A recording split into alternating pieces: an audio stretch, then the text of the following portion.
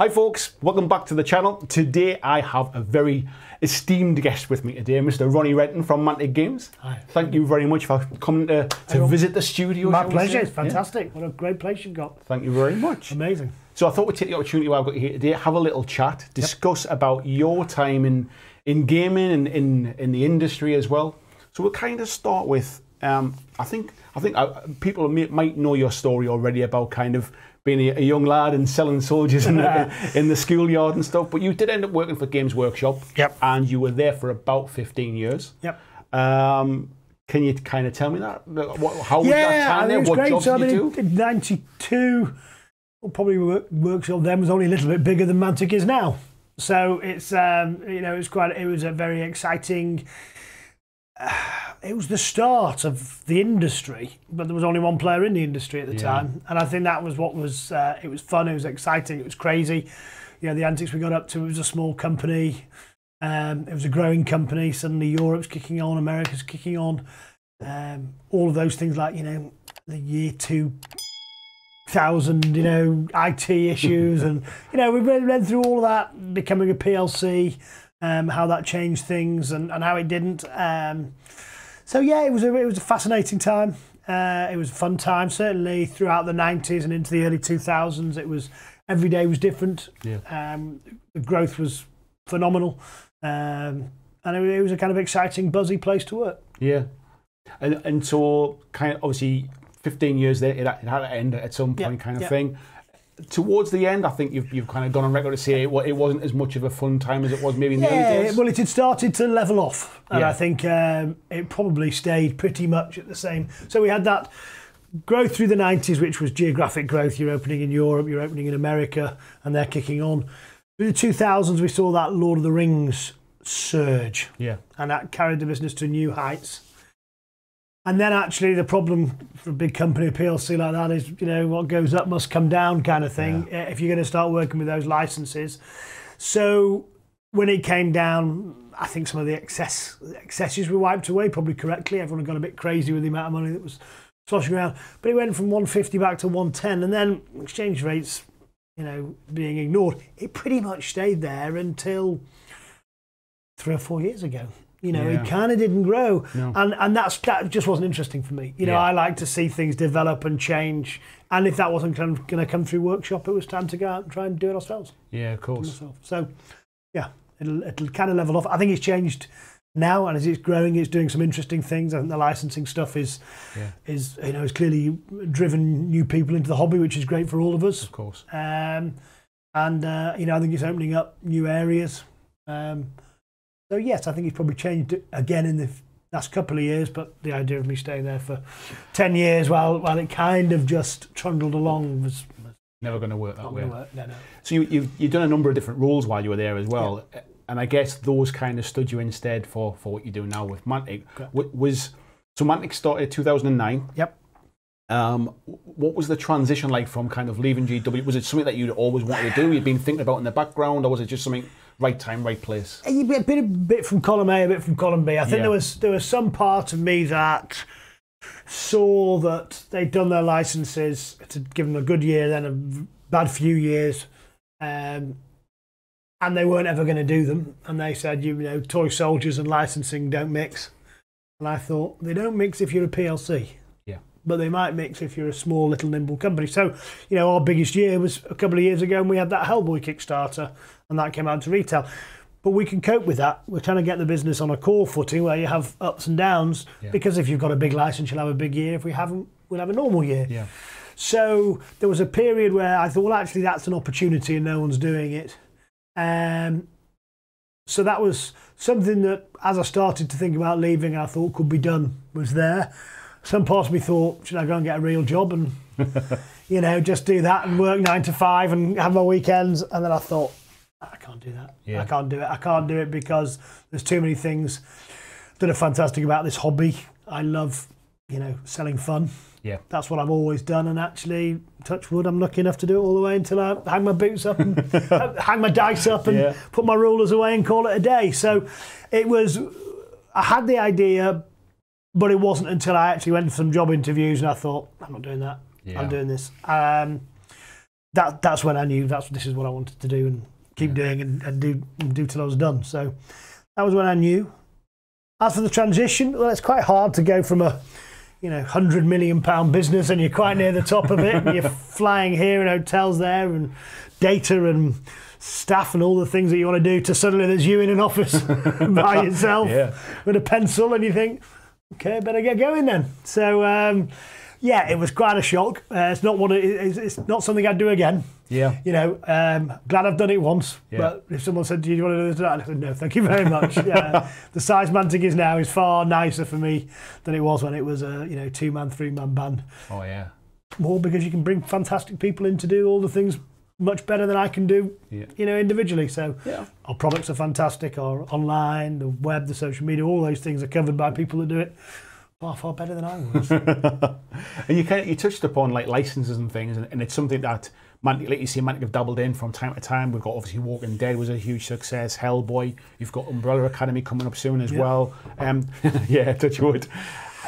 Do you see those as things that you kind of pulse in and pulse out of over time when the time's right? I think what we do is we look for licenses we really love, products that we really think ought to be made, something we can do something fantastic with. Walking Dead I really enjoyed it. It's such a shame it ended, but it was one of those, it'd run its course, but because it had such a big array of characters, it had that 10 years of, and so for a war game, it's rare with an IP that you get many factions. It's usually goodies v baddies. With that, you had, the Governor, you had Negan, you had the Wanderers, the Whisperers. There's so many different goodies at different times and baddies, big cast. And so we made a fantastic kind of crossover skirmish game. Hellboy, I mean, if that isn't made to be a dungeon crawler, I don't know what is. Yeah. So we've now kind of built up, and I think we will always do 1 or 2 a year, or 1 or 2 every couple of years, the right ones in the right way. But the core love, the real love that keeps us sustained is our Dead Zone, our Kings of War.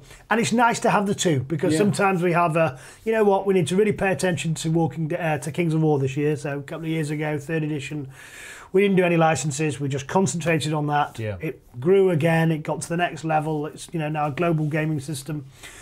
People are coming to it all the time.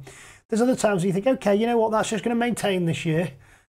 Okay, we've got a bit of bandwidth. Yeah. Let's do that. Yeah, and I think it works well. It can be the same audience, but it quite often is different audiences. Yeah. Obviously, things like Terrain Crate opens up to a different audience again. And I think it's always been, personally speaking, I think it seems one of the strengths of Mantic to be able to attract different people to kind of to cast their eye over it, really. Well, sometimes people say, "Oh, Terrain Crate, I didn't know that was Mantic." Yeah. Oh, you're Kings of War. Oh, Hellboy. So it's nice that it was always designed that Mantic was a little logo in the background, and that the game itself, whatever that game was, would be front and centre. So if you look at Hellboy, it's not obvious it's a Mantic game. Yeah. It's very obvious it's all about Hellboy. Kings of War, it's fantasy rank and flank tabletop game. But actually, Mantic just seems to mean something in the background, which is it's going to be playable. Yeah. It's going to be fun. It's going to be affordable. The crowd, the audience that plays it, hopefully, is going to be a Mantic crowd, which is people there to enjoy themselves, to have fun. Yeah. Yes, be competitive, but not above all else. Above all else, fun. Yeah. While being competitive, while having a good time, while showing off your hobby skills and those kind of things. And so this year, I think it's coming up to kind of, is it 13 years now for Mantic, which it doesn't seem time too much. I remember buying those 28 years in the industry.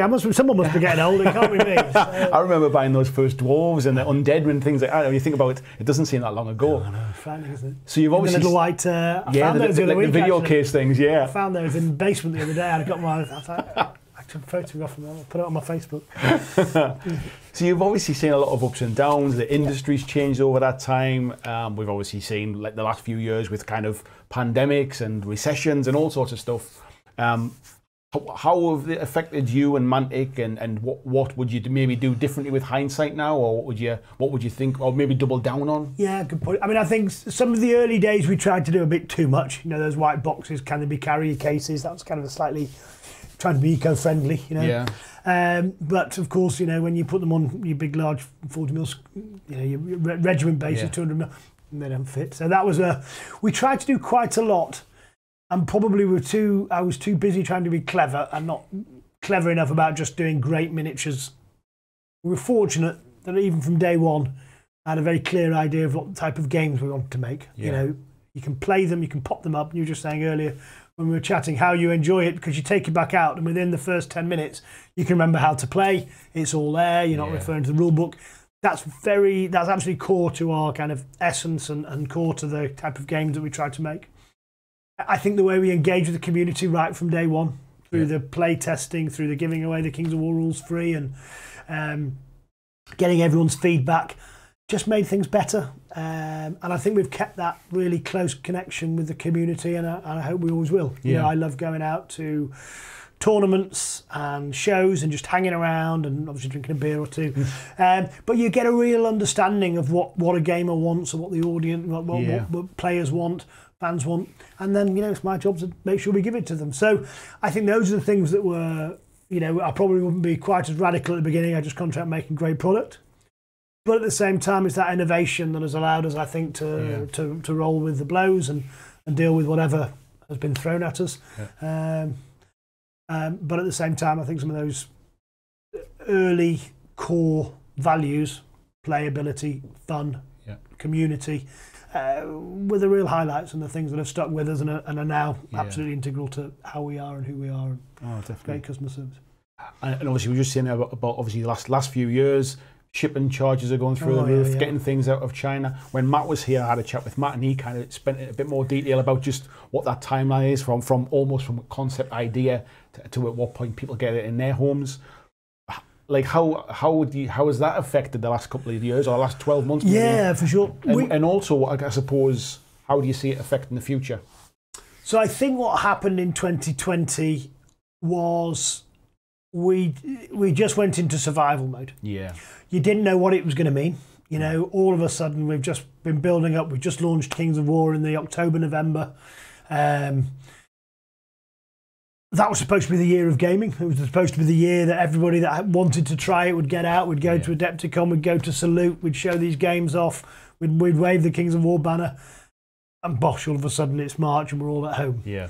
Interestingly, because we were an online business at that time, we stayed open, and for the first couple of weeks, you know, Rob and I were just talking on the phone because obviously we couldn't go into the office, and we were just, okay, let's give the rules away for free. And ironically, everybody decided during a pandemic to play The Walking Dead, an end of the world pandemic game. So I think pandemic sales went up as well, didn't they? And I think we won a lot of fans in that period. You know, we gave our Kings of War rules away, and we just did things to engage people with the hobby generally. You know, not specifically Kings of War, and just keep everyone busy and let's be optimistic about it.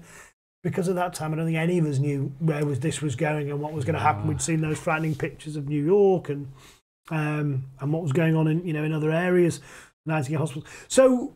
And I think that's when people realised that we were a true hobby company. You know, I think people realised, you know, that's what we did, what we love doing, and that's our core.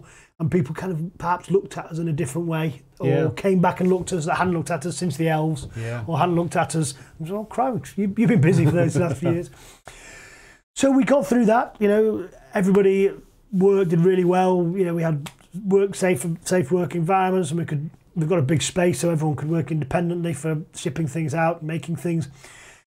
But all of a sudden, all of the momentum we had in terms of the team and the things that we were doing just kind of ground to a halt. You know, 3 months we just survived. We just kind of trod water. We just kept our head above water. So it actually took all the rest of 2020 to almost re-engage, and that was still pretty much survival mode. We did a Kickstarter in the summer that had been planned, so we did that one, the Hellboy RPG. Yep. That, in normal times, that was done in the summer of 2020. It would have been delivered in the summer of 2021, latest Q3. You know, it's between 12 to 15 months to deliver a Kickstarter. I think we're shipping it next week. Yeah. So that just shows, every little cog just misses a catching point. Yeah. China was closed, this was closed, that didn't work, this didn't work. The checking, the editing, normally we just get it all in. We sit down in a room with some coffees and let's go through it. Let's get on top of it. No, he's emailing there and there. So that's just symptomatic of kind of the loss of kind of rhythm. Yeah. And Obviously, we don't release anything for 3 months. You then think, okay, well, do we still make that? Do we not make that? Is that relevant? So we had to go through the release schedule, took a few things out, put the key lines in that either were, something like Terrain Crate that we knew that we wanted to get into more retailer shelves, so we kept that launch. We did Armada, which was where we didn't have to bring anything in from anywhere else. We got it all made in-house. Hugely successful, actually so successful that knocked us kind of sideways, you think. Should have done it in plastic. So I'd say now nearly everyone's back in the office a couple of days a week, 3 days a week. They're still working from home, but they can meet, they can talk. Yeah. We've got this year's release schedule kind of lined up, and each piece is where it should be at the time it should be. And, me and Matt are starting to plan carefully and seriously about 2023. Yeah.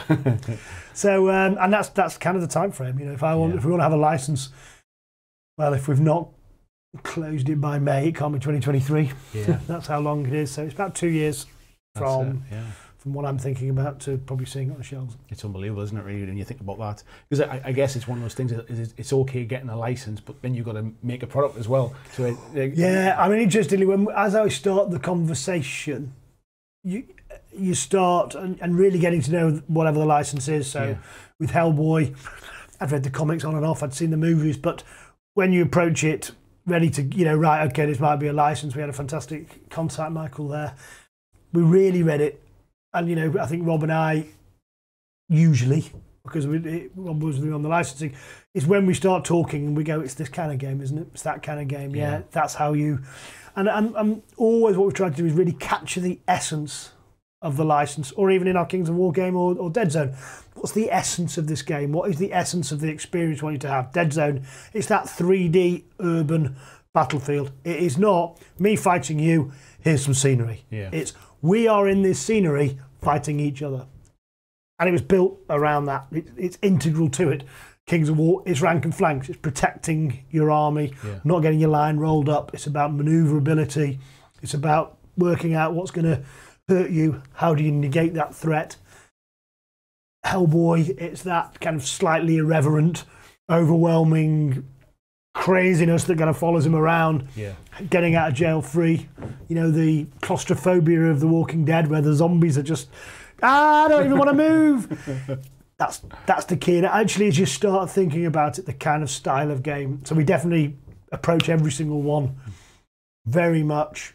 What's the IP? What's the type of game we're going to make? Yeah, I think that's critical in being able to capture the feel of a game, because there's no point in, say, doing Hellboy and then making it kind of like a racing game. Yeah, correct. Just cookie cutter, making a war game. It doesn't lend itself to that, And Umbrella Academy, which is probably our most different game, but I suspect it will probably end up being our most played game. Yeah, because it's absolutely a board game. Yep. But again, you've got your 5 heroes. It's co-op. It's all of you playing together against the baddies, but supervillains. You've got the family feuds in there. You've got the randomness. You've got the kind of wackiness of the comic, where you just don't know what's going to happen. It's just something crazy is going to happen there.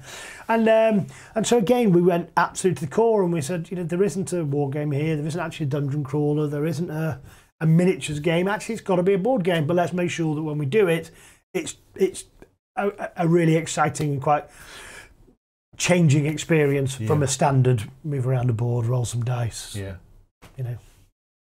Build some hotels. And you mentioned before as well about, like, obviously during kind of lockdown and stuff, you kind of engaged. I wouldn't say you engaged more with the community, because you always engaged a lot, but I think you definitely sort of alongside other companies maybe kind of come to the fore, that you were doing that bit extra, if you like.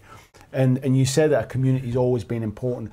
Was it something that was like part of the core kind of concept of Mantic when you first started? Because more so than a lot of companies, I would say you are community focused. Yeah, absolutely, it's cool, and I think it's central to what we do, because I think it's an honour for people to want to spend their spare time playing your games. Yeah, I think you've got to say it's if they choose to use their valuable spare time to play our games, that's an honour. Yeah. And it's a delight that people choose to do that. And so how can I know what people are going to want if we don't get out and talk to them? Yeah. If we don't engage with them? Some of the things that happened in lockdown, one of the things we realised, we were doing these open days in Nottingham, it was great, and it was getting busy, and 100 people come up, and you think, the problem there is we're talking to a tiny, tiny percentage of our audience. Yeah. And so lockdown forced us to do an online open day, and instead of 100 people, we had 4,000 people at our open day. Yeah. And Rob's now using that, quarterly to go online, show off our new releases and show off our things. And we just realised that we were sharing all these cool things with a tiny part of our community. Doesn't mean we won't do them again, because they're good fun, and actually it's great for the staff to meet the people that are playing our games. Because if you're working in the warehouse or you're laying out books, all you do is deal with what's next. You don't actually see the joy and the fun that we create. And I think it's great to bring people in, and as much the open days are for the staff as they are for our fans. But that global community is central to us, and that's why I love, just before the pandemic, I managed to get down to Australia and saw Clash of Kings down there. We've got, Clash of Kings coming up in the US. We fly someone from the US over to the UK and the UK over to the US, so that we're trying to encourage that global community. It's core, and I think it's great. And I find that if I bump into a gamer on the west coast of America or in Australia, I have more in common with them than I do with the average person in the UK. You start talking geek, and you relax in the way you go, and it's fantastic. And I guess that's kind of to round it off as well. I would say as a player of Mantic games, kind of like a supporter of the games that you produce, I see you and what you do with the company as you're somebody that enjoys what you do. You're a hobbyist, you're a painter or a gamer at heart, really, and you're choosing to work in an industry that is something. And I think that you being able to get out the stores and get out to see gamers and to turn up to tournaments and have a beer with everyone, I think it's something that people really do appreciate. Do you manage to still get much time yourself these days? Because I know what it's like now when your hobby becomes your job, but things change a bit. It is hard. So it's one of those things that the problem is sometimes. I certainly went through a period where everything I watched on telly, you're thinking, is there a license here? Every comic I read, what about a license? So for a while it's kind of novel, and then you start thinking, well, I'm watching everything that way. But I do enjoy it, and I think one of the reasons that I've been able to re-engage the last couple of years, so during lockdown, I kind of redid all the gaming tables, which was something that I'm a bit of a terrainaholic. I love my terrain. I've finished my dwarf army, obviously. I nearly finished. That's why the pandemic happened, because you know what happens if you actually finish an army. So obviously I've never finished it, so we don't have to go that. But I progressed my dwarf army, and then actually I was saying I really quite enjoy building the kits at the moment. So I've just built a new Dead Zone board, but instead of the buildings being smashed up and it ruined, they're actually complete buildings. The idea being, the plague's hit, everyone's just dropped dead, but the infrastructure's still there, so you kind of fight around it. That's been exciting, but I got as far as building everything, and then I've not quite got around to spraying it. I think I need to learn how to use an airbrush or something. But I think because I've got great people running the studio, and I've got great people in sales and in social media, and it allows me that little bit of time now to stand back and enjoy the products in a way that I couldn't when morning, noon and night you're looking at sculpts, you're doing it. But actually, I don't see half the releases until they're on the shelf these days, or sprue arrives, you think, oh, that's nice. So they know to keep me out of it. So you kind of re-engaging with it in a way. Yeah. And I guess we'll end it with the future for Mantic. Is there anything kind of that you'd like to kind of focus on the future that maybe you haven't really talked about? Is there anything in the pipeline that you can maybe drip feed in? Drip into. Obviously, the big thing at the moment is Umbrella Academy. Yeah. And I think that being a board game and being a kind of slightly different style of game, a lighter touch for us in terms of the work we've had to do behind the scenes to get it. And it was great. That was built in lockdown on Tabletop Simulator, because we couldn't all get together to play test, so we built it on there. So I think there's that. I think there's some more exciting kind of slightly lighter licenses in that same way, where we're just going to make something very cool, very fun, very playable. We've got a Hellboy dice game. Yep. Fantastic game. Definitely not a drinking game. But yeah, just great fun, push your luck kind of game. So we're doing some more things there that are engaging with the licenses that we've really understood and really have taken down to understand. Well, actually, we could do that with it. We could do this with it. I'm loving what's happening with Kings of War, the world of Panithor, Armada, deeper into that IP. People say, yeah, fluff's not there. Well, it is. It's coming. The books. I just read the Navy book. I thought it was brilliant. I thought it was fantastic.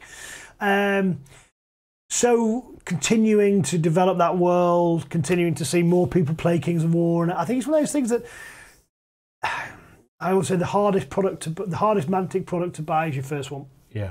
You know, you're brought up that there's only one flavour in town. That's all it is. There's only Coca-Cola. There's only Coca-Cola. Dr. Pepper, though. Dr. Pepper, pretty cool, isn't it?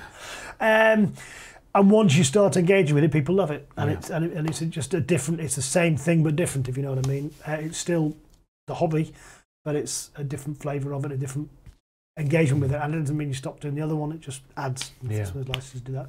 So I think more of the same, please. You know, Dead Zone is just a remarkable game. Yeah. I don't think there's a better sci-fi skirmish game on the market. I really don't. And there's another one or two that are good as, but I don't think there's one better. I don't think there's a better game on the market. I love it. So more of that. Yeah. And more fun licenses, more light touch, while we keep building up for, you know, some huge big monster that will come along, and we'll see what it is. Again. Well, Ronnie, thank you very much for your time. Really appreciate you to come and speaking with me, and thank you for watching as well. So see you in the next video. Bye now. Bye-bye. Thanks for watching my video. I hope that you really enjoyed it. And if you did, why not consider clicking on the suggested video below to see more of the work that I've done. If you'd like to support the long-term sustainability of this channel, why not consider checking out my Patreon, where you can pledge and support from as little as $2 a month, and there is lots of different tiers and bonuses which will give you access to a private Discord server. It will give you free t-shirts, free mugs, a podcast every month, and a number of other things, including getting your name at the end of every video, like these awesome folks who already support me now.